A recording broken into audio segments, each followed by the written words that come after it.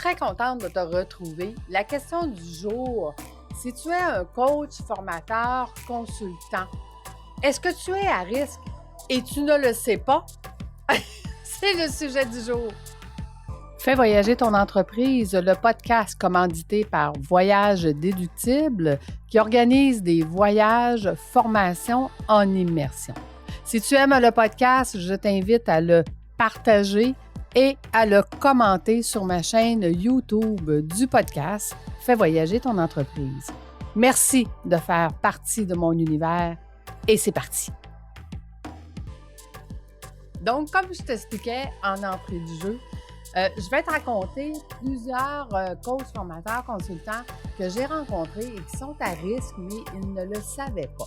Donc, dans un premier temps, si tu organises des retraites et ou des voyages pour tes clients, ça se pourrait que tu aies un grand risque, mais tu ne le sais pas. Tu n'es pas au courant.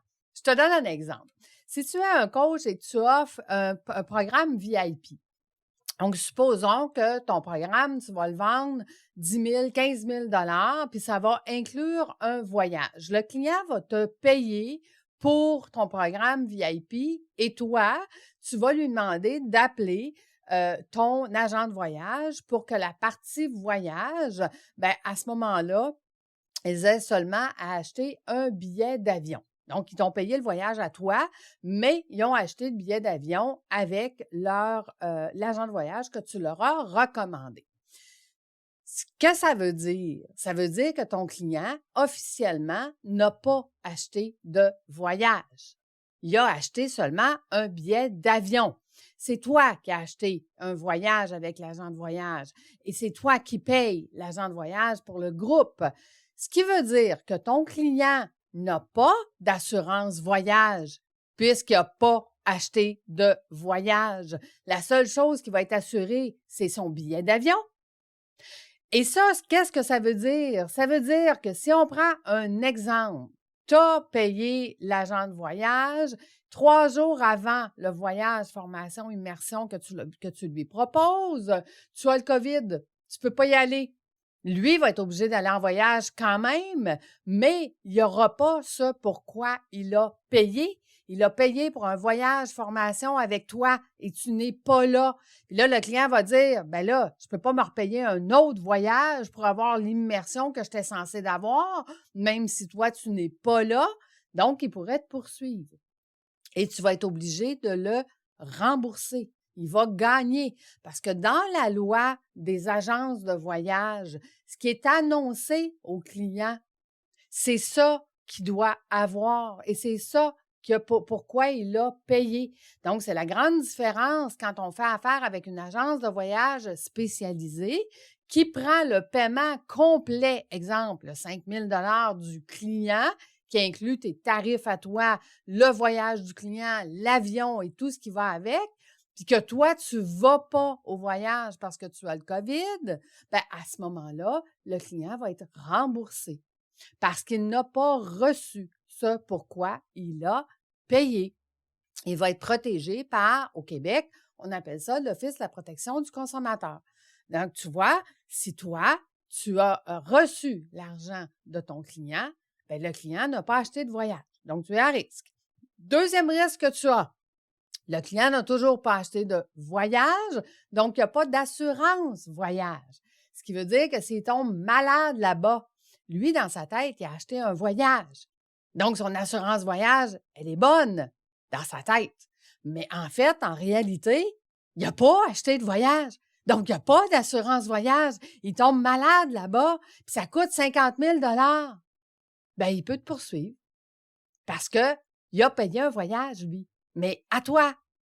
Donc, il n'y a pas d'assurance voyage qui le couvre pour son voyage puisque c'est toi qui as reçu l'argent et pas l'agence de voyage. Donc, tu es à risque, puis tu ne le sais pas. Ensuite, on va supposer le pire, parce que, tu sais, gestion de risque, il faut toujours faire le meilleur des cas, mais le pire des cas aussi. Le client décède. Tu vas dire, mon client ne me poursuivra jamais, pas de problème. Mais s'il décède, la succession va dire, oui, mais dans son assurance voyage, L'assurance aurait dû payer, puis certaines cartes de crédit, là, ils assurent au-dessus de 250 000 d'assurance vie. Donc, s'il décède en voyage, ben tu vas être poursuivi parce qu'il n'a pas acheté de voyage, donc il n'y a pas d'assurance voyage, puis le voyage, ben, il l'a payé à toi et il va gagner. Donc, tu vois, je te donne des exemples qui sont, oui, à l'extrême, mais ça fait que tu es à risque, puis peut-être que tu ne le sais pas. Ensuite, allons plus loin. Le client a payé son forfait, 15 000 à toi, OK, qui inclut son voyage. Excellent. Est-ce que tu savais qu'un voyage, formation, n'est pas entièrement déductible?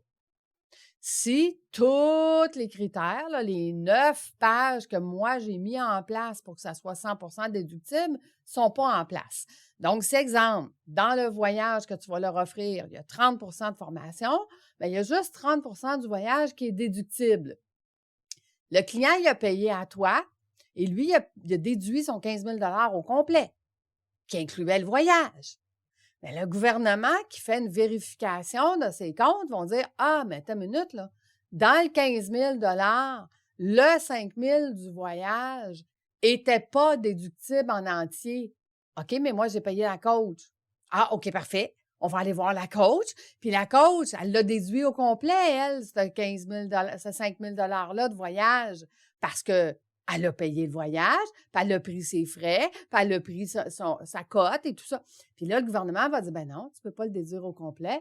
Il y a juste 30% du voyage du client qui était déductible. Donc, tu vas nous payer l'impôt. Tu vois, d'organiser des retraites et ou des voyages avec tes clients, ça implique plein de choses qui sont régies par la loi. Les agences de voyage sont régies par la loi et doivent protéger le client. C'est pour ça qu'on fait affaire avec une agence de voyage spécialisée dans ce secteur-là. Parce que si tu vas dire: OK, parfait, mon client, il a payé son voyage 3 000 à l'agence de voyage, puis il m'a payé 2 000 pour moi, pour ma formation. OK, mais il a quand même acheté un voyage, formation, immersion. Tu as le COVID, tu y vas pas. Le 3 500, il va être obligé de faire son voyage, mais il n'a quand même pas obtenu ça. Pourquoi? Il a payé. Et là, il ne peut pas poursuivre personne sauf toi parce qu'il a obtenu son voyage. C'est ce qu'il a acheté à l'agence de voyage. Il a acheté un voyage. Fait qu'il ne peut pas dire à l'agence de voyage: remboursez-moi.